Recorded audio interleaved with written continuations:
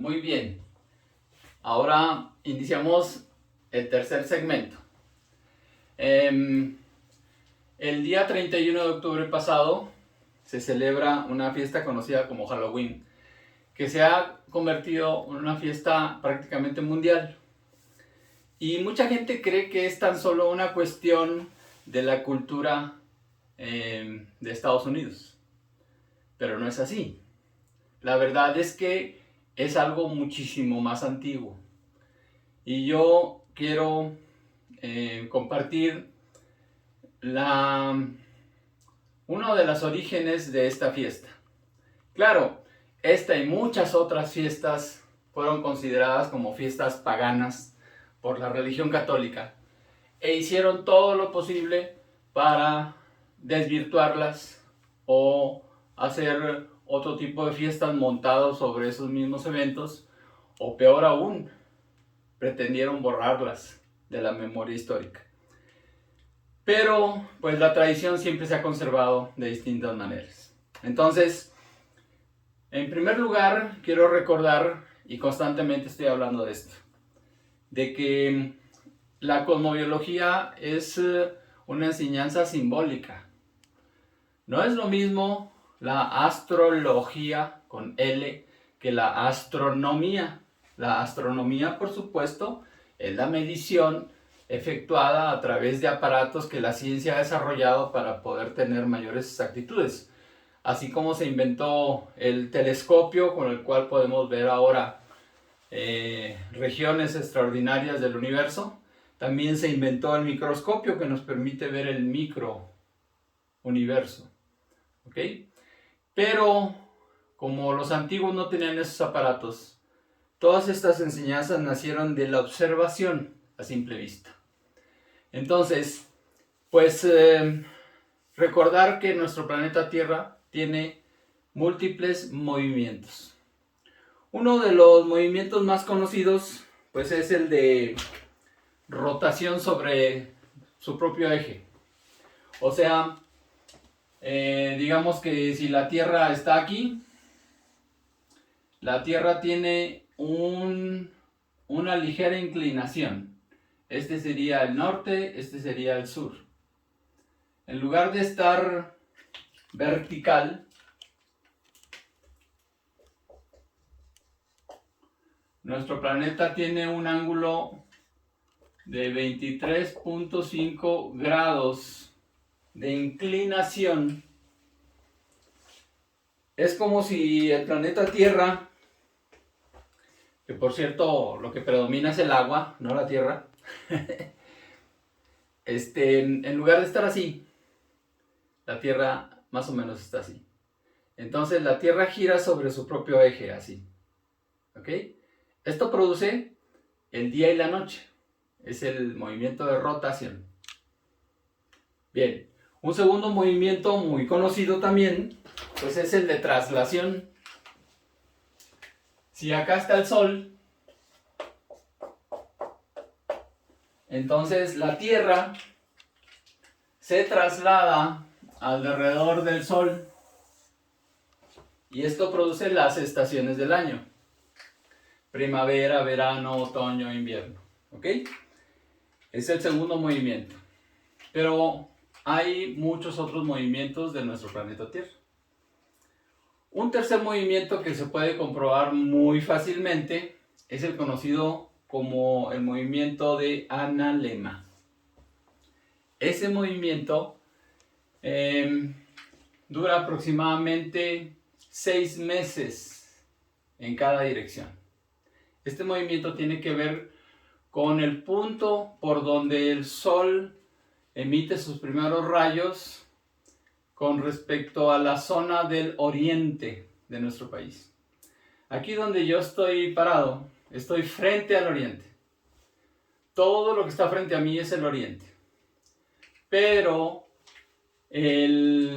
los días de los equinoccios, que son el 21 de marzo, el equinoccio de primavera, y el 23 de septiembre, el equinoccio de otoño, pareciera que el Sol sale casi por el centro del oriente.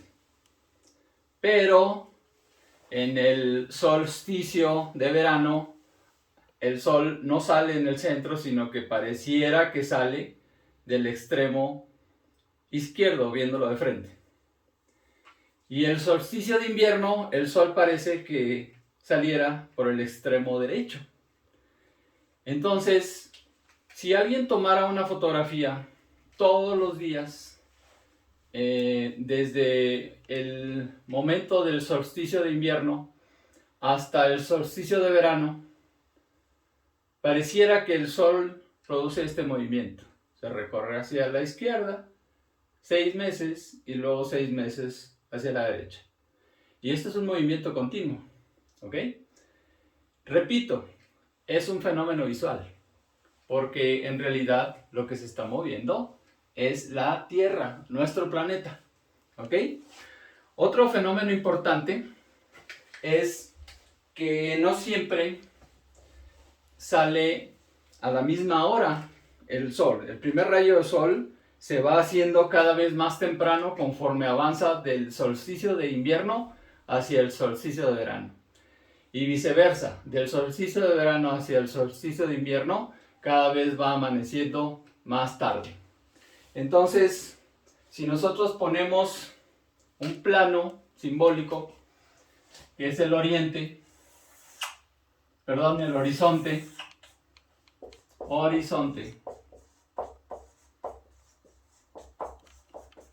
y le diéramos la tarea a alguien de que todos los días, digamos a las 6 de la mañana, en horario regular, si fuera horario de verano serían las 7, si todos los días se tomara una fotografía y esas 182, 183 fotografías se montaran unas sobre otras, nos daría una posición bien interesante, porque con respecto al centro, lo voy a poner así en verde, aquí sería primavera y otoño.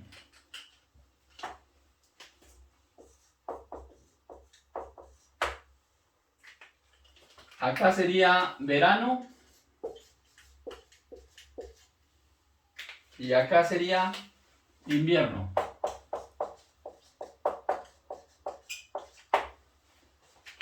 Si todos los días se tomara una fotografía del sol a la misma hora, no cuando sale el sol, sino a la misma hora, se vería que hay días cuando el sol va hacia el solsticio de verano, en donde cada día el sol sale más temprano. Y se verían días en que cuando el sol parece que va hacia el solsticio de invierno, también se vería que el sol sale más tarde. Entonces, eso crearía un movimiento aproximadamente de esta forma.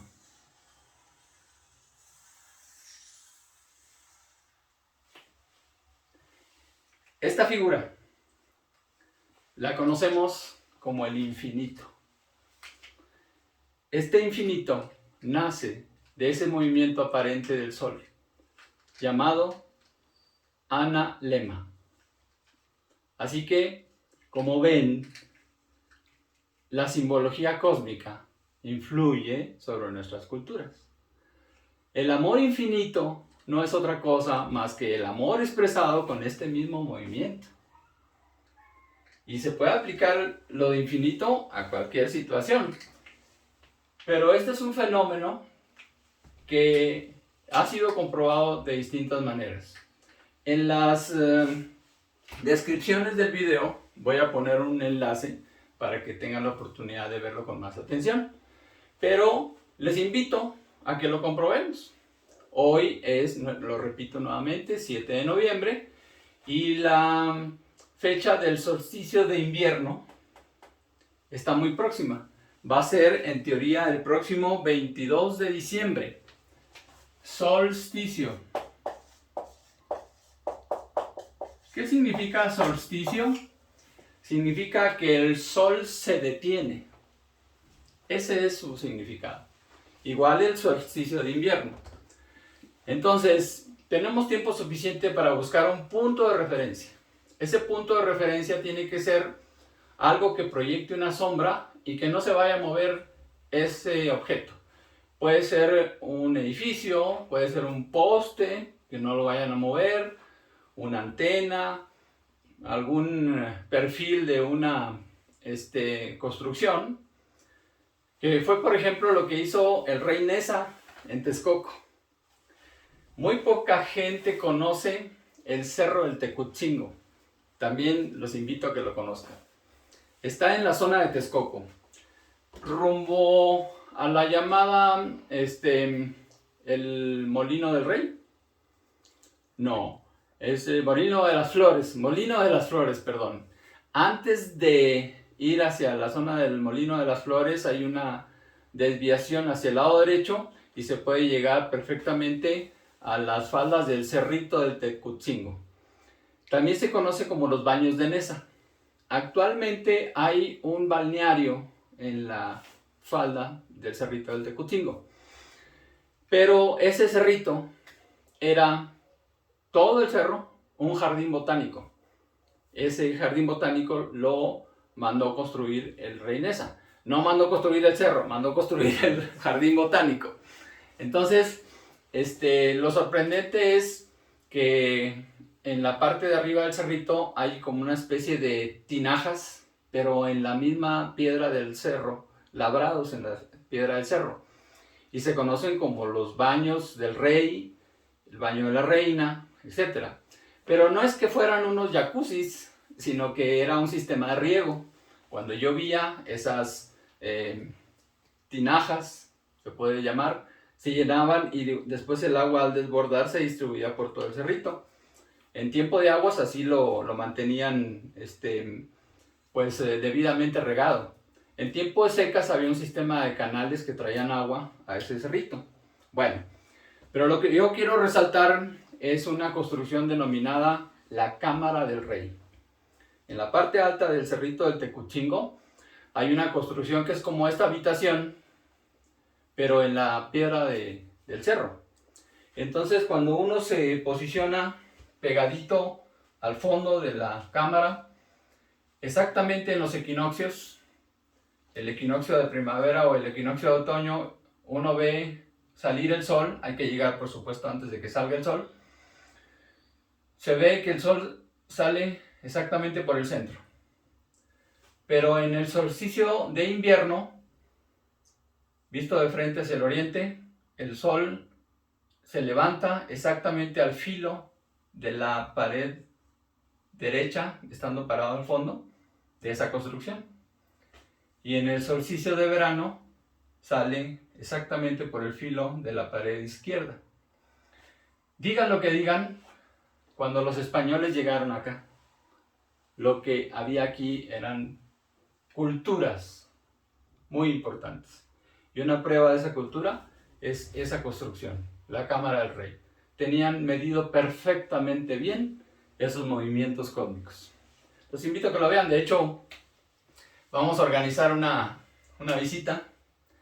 Aprovecho en este video, Ceci, Ren, vamos organizándonos para ir. Tenemos que irnos desde la madrugada para llegar allá a más tardar alrededor de las 4, para que alcancemos a subir y estar en el momento pasadito de las 6:30 de la mañana, en que el sol se levante. Les va a encantar. Y todos los que quieran acompañarnos, bueno, pues es cuestión de que se comuniquen. Pero este movimiento, visto desde el punto de vista cósmico, y lo van a poder comprobar en el video que les comparto, tiene relación con dos signos zodiacales. En el solsticio de verano se asocia con el signo de Aries, el Cordero. Y en el solsticio de invierno, perdón, ahí me fui muy al extremo. El equinoccio de primavera se asocia con el signo del Cordero. ¿Ok? Es Aries, el Cordero. Y el equinoccio de otoño se asocia con el signo del Escorpión. Exactamente cuando el movimiento aparente del analema pasa por estos puntos, entonces aquí hay más luz. Y cuando pasa de regreso, aquí hay más oscuridad. Entonces, este punto era el considerado punto sagrado, porque en ese momento se entraba hacia la oscuridad, es decir, hacia el inframundo. Ese es el tema del Escorpión. Por eso, ese momento era tomado como una señal cósmica para hacer una celebración de agradecimiento, de recuerdo de los seres que se nos han adelantado. No se trataba de hacer otra cosa, pero alguien tuvo la ocurrencia de nombrar a eso como una fiesta pagana, mal dirigida, y precisamente la utilizaron como pretexto para hacer un asesinato terrible que es conocido como la quema de las brujas en Salem. Fue esa la razón por la que lo hicieron. Sin embargo, pues la enseñanza perdura y todos tenemos nuestra memoria histórica. Para terminar este segmento quiero mencionar un poema del maestro Carlos Pellicer que nos recuerda lo antiguo que es este culto a los muertos, pero no en el sentido como se lo quisieron dar algunas religiones, sino siempre recordando que es la única certeza con la que nacemos y que los que se nos han adelantado, por alguna razón, nos encontramos en este plano. Este poema se llama El desfile de las flores, también lo voy a poner como referencia, pero solo quiero mencionar un párrafo. Dice: el pueblo mexicano tiene dos obsesiones: el gusto por la muerte y el amor a las flores.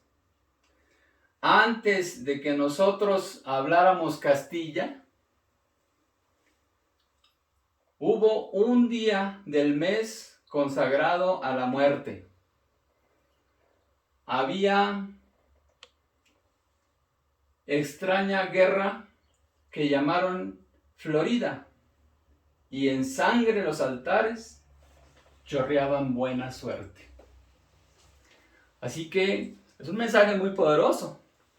La celebración de Halloween nació por el reconocimiento de un movimiento cósmico y fue una manera de preservar la enseñanza.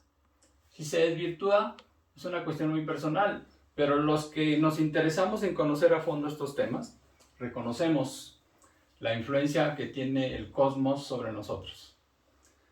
Para cerrar este segmento, quiero resaltar una vez más el significado de la palabra cosmos. Cosmos significa orden. Así que allá arriba es un orden gigantesco, un macrocosmos. Y aquí podemos ser un microcosmos. Para eso es muy importante sintonizarnos, y de ahí la importancia de los movimientos cósmicos. En la medida en la que sigamos reconociéndolos, vamos a poder seguir dándonos cuenta que ese es el llamado de la nueva era. La nueva era está basada en el principio de desarrollar la conciencia desde la misma conciencia. O sea, no se puede desarrollar conciencia desde la inconsciencia. Por eso es fundamental que ya no haya interferencias como las mal llamadas plantas sagradas que solo son utilizadas para alterar la conciencia. Muy importante ponerle conciencia a esto, y se logra a través del conocimiento. Un detalle muy importante: el conocimiento solo es útil cuando se aplica. En ese momento el conocimiento se transforma en sabiduría. Así que sigamos por el camino de la inteligencia espiritual. Bien, continuamos.